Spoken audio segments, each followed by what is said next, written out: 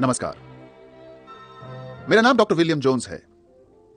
पेशे से तो मैं एक डॉक्टर हूं, लेकिन मरीजों को दवा दारू देने के अलावा एक शौक और रखता हूं। शौक कुछ अजीब है और डर लगता है कि सुनकर कहीं आप चौंक ना उठें। लेकिन अब आपसे क्या छुपाना। बात यह है जनाब कि मैं जुर्म का शौकीन हूं। अपराध में मेरी खास दिलचस्पी है। जी नहीं, मैं कोई चोर, डाकू, उचक्का नहीं हूं। ना ही मैंने कभी किसी का खून किया है। राज सिर्फ इतना है कि मैं एक हादसे की वजह से मुजरिमों और अपराधियों की दुनिया का हिस्सा बन गया। 7 साल पहले, करीब 7 साल पहले मेरी एक सज्जन से मुलाकात हुई। मुलाकात दोस्ती में बढ़ी और नतीजा यह हुआ कि मेरी दुनिया ही बदल गई। क्योंकि जिन सज्जन से मेरी दोस्ती हुई थी वो मेरे और आप जैसे कोई साधारण इंसान नहीं थे। उनकी एक अलग दुनिया थी, जुर्म की, अपराध की। उनका दिन चोरी से शुरू होता तो रात साजिश में बीतती थी। कभी वो खून में फंसे होते थे तो कभी धोखाधड़ी में मसरूफ होते। उनके एक तरफ मुजरिम रहते तो दूसरी तरफ पुलिस।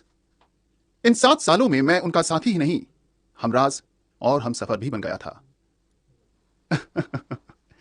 मैंने कहा था ना, सुनकर आप चौंक उठेंगे। तो चलिए पहेलियां बुझाना बंद करके राज की बात कहे डालता हूं।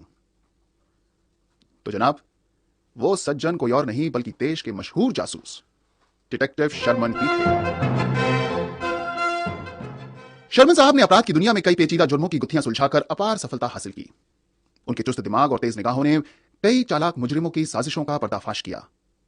उन्होंने खून, डकैती, ब्लैकमेल, सभी तरह के जुर्मों की परतें खोलकर मुजरिम तक पहुंचने में कामयाबी हासिल की।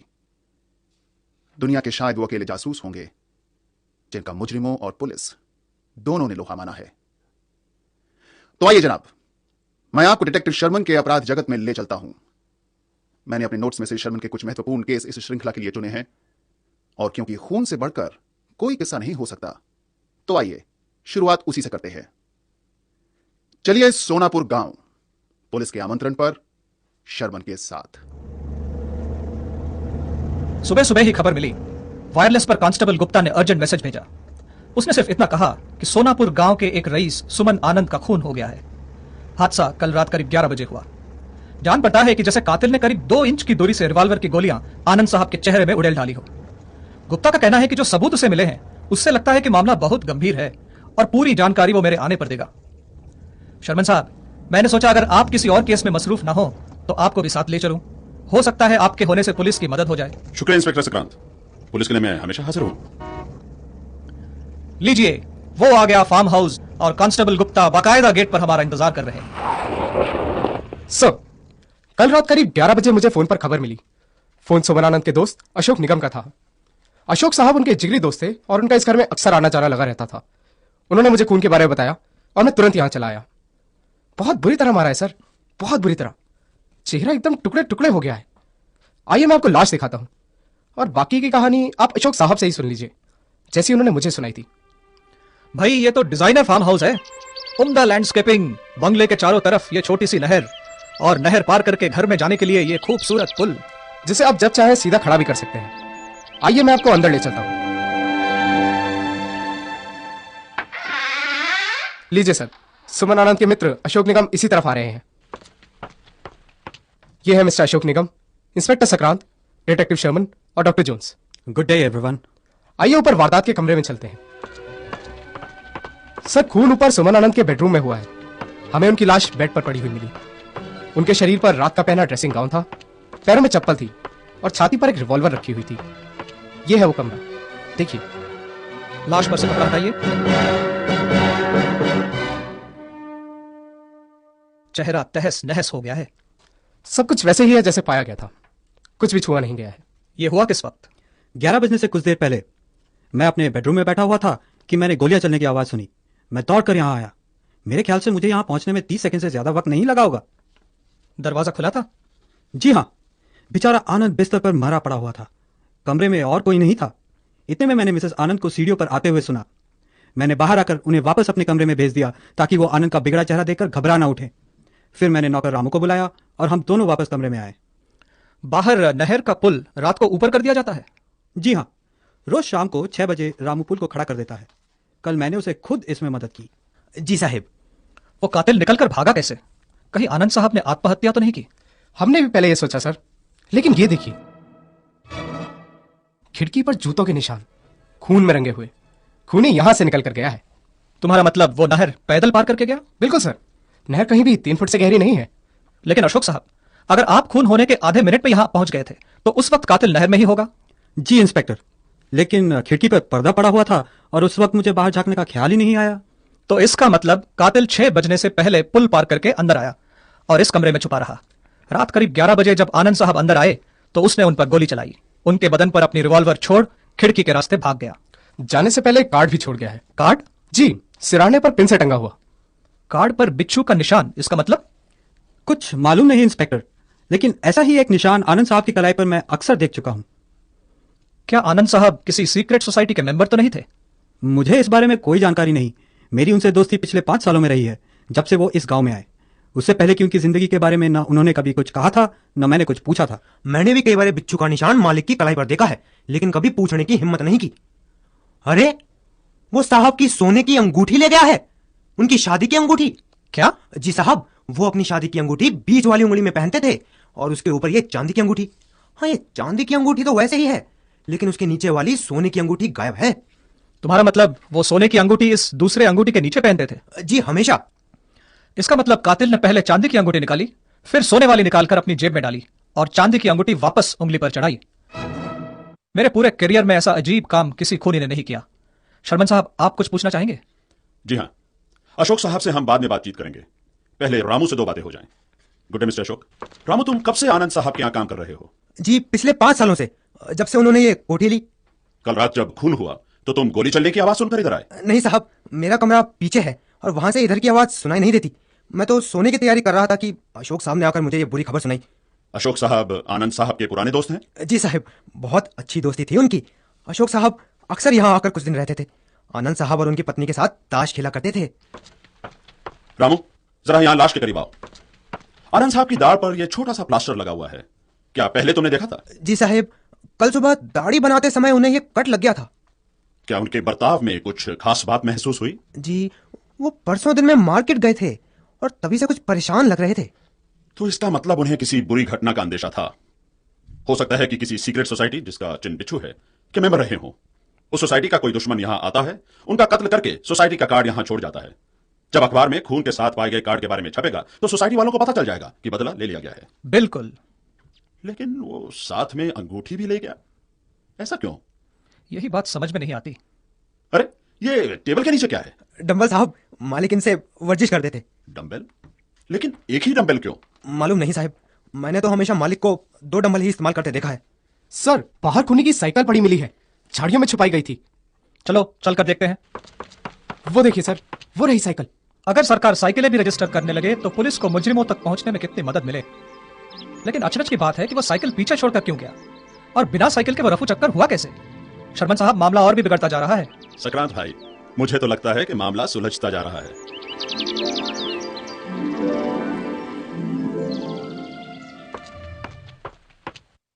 क्या आप कुछ पता लगा पाए हैं इंस्पेक्टर साहब? हम पूरी कोशिश कर रहे हैं मिसेस आनंद, आप संतुष्ट रहिए। पैसों की चिंता मत कीजिए, मैं चाहती हूँ कि कोई कसर न छोड़ी जाए। शायद आप हमें कुछ बता पाएं जिससे इस केस पर रोशनी पड़े। नहीं, मैं ऐसा कुछ नहीं जानती जो आपको मालूम नहीं।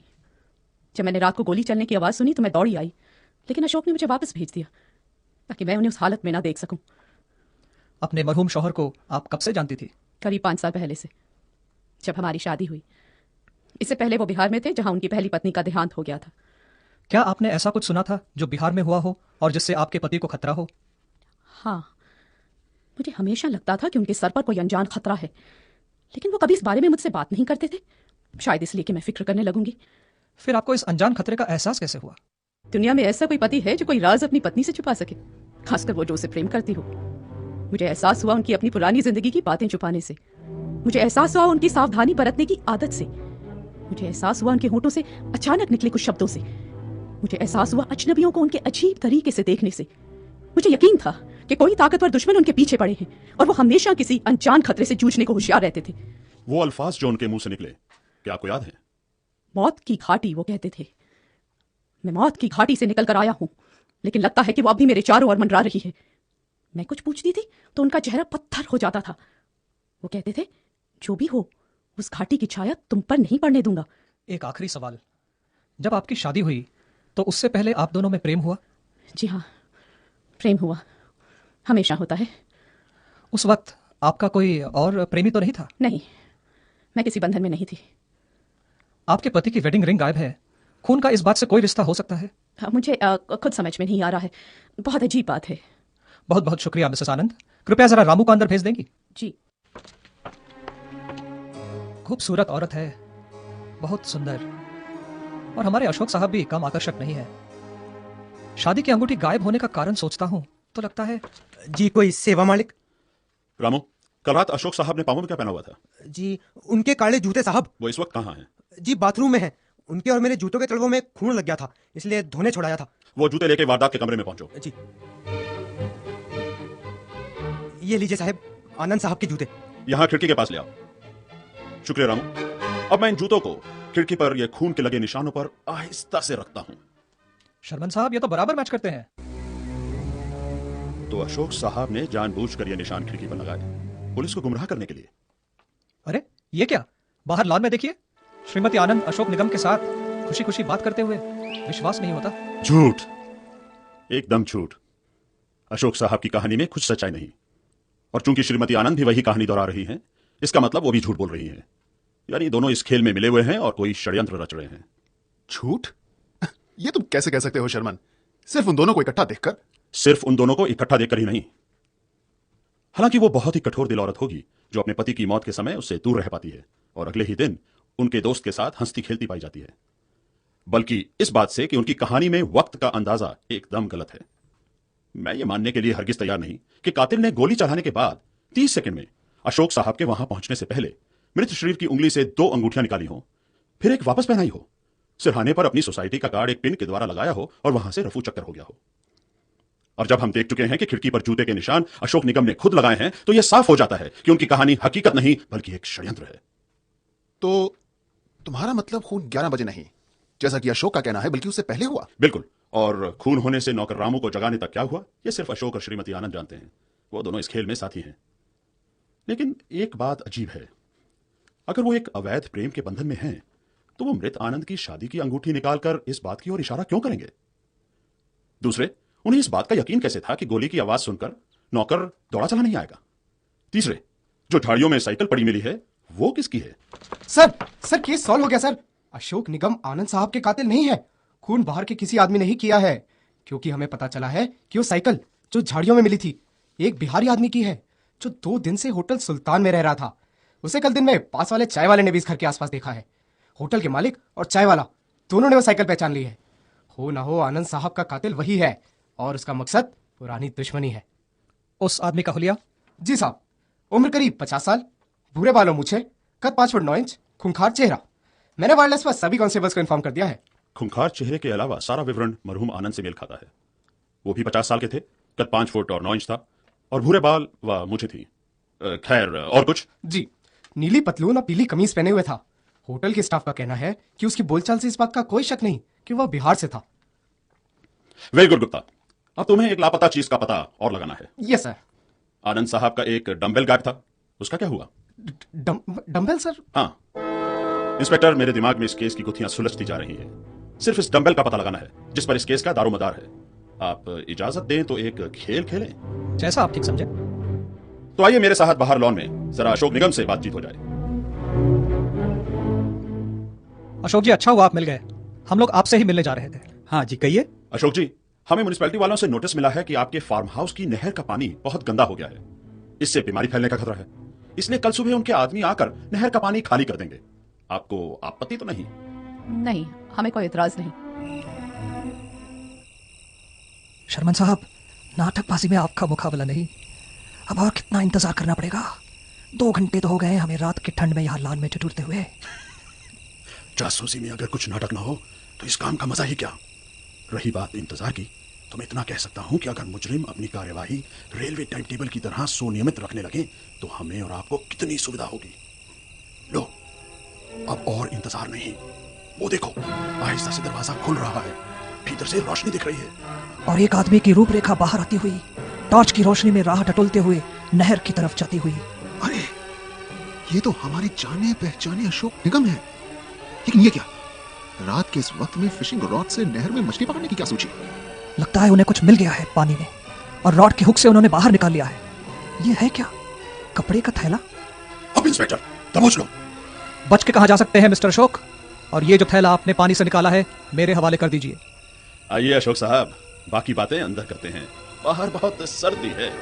चलिए फिर से वारदात के कमरे में चलते हैं जहां सुमन आनंद की लाश हमारा इंतजार कर रही है।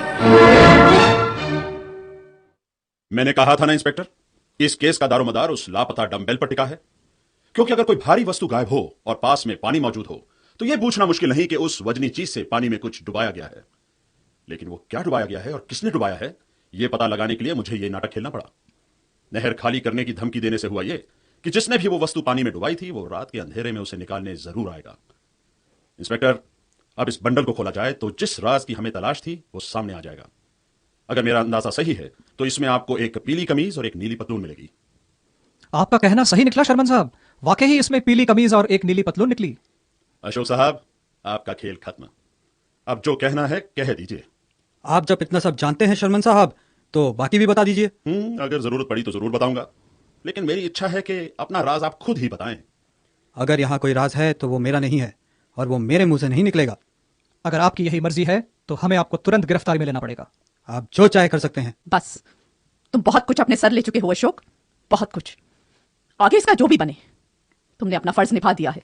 मिसेज आनंद, गुस्ताखी के लिए माफी चाहता हूं, लेकिन अगर आप और अशोक साहब हमारी मदद नहीं करेंगे तो मजबूर होकर मुझे मिस्टर सुमन आनंद से गुजारिश करनी पड़ेगी कि वो अपनी कहानी खुद सुनाएं। शर्मन, अगर तुम हमें ये कहानी सुमन आनंद के मुंह से सुनाना चाहते हो तो तुम्हें उसकी लाश में भी जान फूंकनी पड़ेगी। लगता है इसके अलावा और कोई चारा नहीं, लेकिन ये काम मैं नहीं, मिसेज आनंद करेंगी। मिसेज आनंद। अशोक, लगता है शर्मन साहब के आगे हमें झुकना ही पड़ेगा। मेरे ख्याल से वक्त आ गया है, तुम ट्रैपडोर का दरवाजा खोल दो। सुमन, सुमन। शालिनी। वेलकम मिस्टर आनंद। मुझे मालूम था कि आप इसी घर में कहीं छुपे हुए हैं। जी, पिछले 24 घंटे मैंने इस तहखाने में बिताए, फर्श पर इस ट्रैपडोर के नीचे एक छोटी सी अंधेरी कोठरी में। आप मिस्टर आनंद हैं तो ये व्यक्ति कौन है जो यहाँ मरा पड़ा है और जिसके खून की तहकीकात हम कर रहे हैं? जरा सा सब्र इंस्पेक्टर साहब, अभी सब सामने आ जाएगा। मैंने सोचा था कि मैं कानून को धोखा दे पाऊंगा और हमेशा के लिए अपने दुश्मनों को गुमराह कर दूंगा, लेकिन शर्मन साहब का इरादा कुछ और ही था और अब मैं आपके समक्ष हूं। हम सब आपकी कहानी सुनने के लिए बेचैन हैं। जी हाँ इंस्पेक्टर साहब, मेरी कहानी कल रात से नहीं बल्कि करीब 20 साल पहले से आरंभ होती है। मैं एक शरीफ आदमी था। शर्म की बात है कि मैं किन्हीं कारणों से एक मुजरिमों के दल में फंस गया था। बिच्छू नाम था उस दल का और उन्होंने बिहार की घाटियों में आतंक फैला रखा था, जिससे वहां के निवासी उसे मौत की घाटी के नाम से बुलाने लगे थे। उस दल की एक खास पहचान थी, ये बिच्छू का निशान जो हर सदस्य की बाईं कलाई पर अंकित किया जाता था। मैंने भी उस दल के साथ कई अपराध किए, खून, डकैती, अपहरण, लेकिन एक दिन मैं उस गुनाह की जिंदगी से तंग आकर भाग निकला। मुझे यह मालूम नहीं था कि मौत की घाटी के बिच्छू मुझे कहीं भी चैन से जीने नहीं देंगे। मैं जहां भी गया, कलकत्ता, आसाम, भोपाल, वो मेरे पीछे पड़े रहे। उन्हें डर था कि मैं कभी पुलिस को उनके बारे में जानकारी ना दे दूं। आखिरकार मैंने यहां आकर पनाह ली, शादी की, लेकिन अपनी पत्नी को कुछ नहीं बताया। पर हर वक्त मुझे किसी अनहोनी का अंदेशा लगा रहता था। मुझे यह आशंका थी कि वो अभी भी मेरे पीछे पड़े हुए हैं। 2 दिन पहले जब मैं मार्केट गया तो मुझे एक जाना पहचाना चेहरा नजर आया। यह था मौत की घाटी के मेरे एक खूंखार साथी ब्रह्म प्रकाश का। वो एक हरी साइकिल पर बैठा बाजार में इधर उधर घूम रहा था। मुझे शक हुआ कि वो मुझसे बदला लेने यहां आया है। मैं सावधानी बरतने लगा। कल रात जब मैं सोने से पहले इस कमरे की बत्ती बुझाने के लिए आया तो मुझे किसी गुप्त खतरे का एहसास हुआ।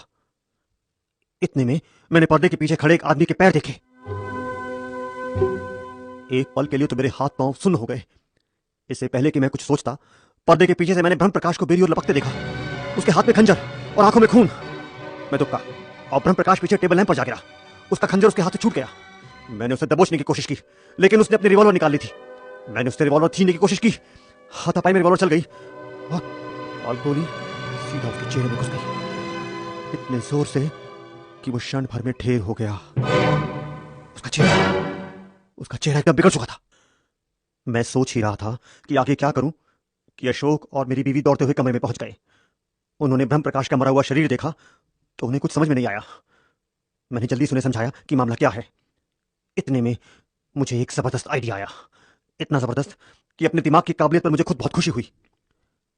ब्रह्म प्रकाश की उम्र और कद मेरे जितना था, उसकी भी भूरी मूछें और भूरे बाल थे, और उसकी कलाई पर भी बिच्छू का निशान था। उसका चेहरा तो बुरी तरह बिगड़ चुका था, इसलिए उसे कोई पहचान नहीं पाता। मैंने सोचा कि क्यों ना उसे अपनी जगह लिटाकर बिच्छू दल को हमेशा के लिए गुमराह कर दूं। अशोक और मैंने ब्रह्म प्रकाश के कपड़े उतारे, उसके बदन पर मेरा पैजामा और ड्रेसिंग गाउन चढ़ाया, पैरों में मेरे स्लीपर्स पहनाए और यहां बेड पर लिटा दिया। ब्रह्म प्रकाश की जेब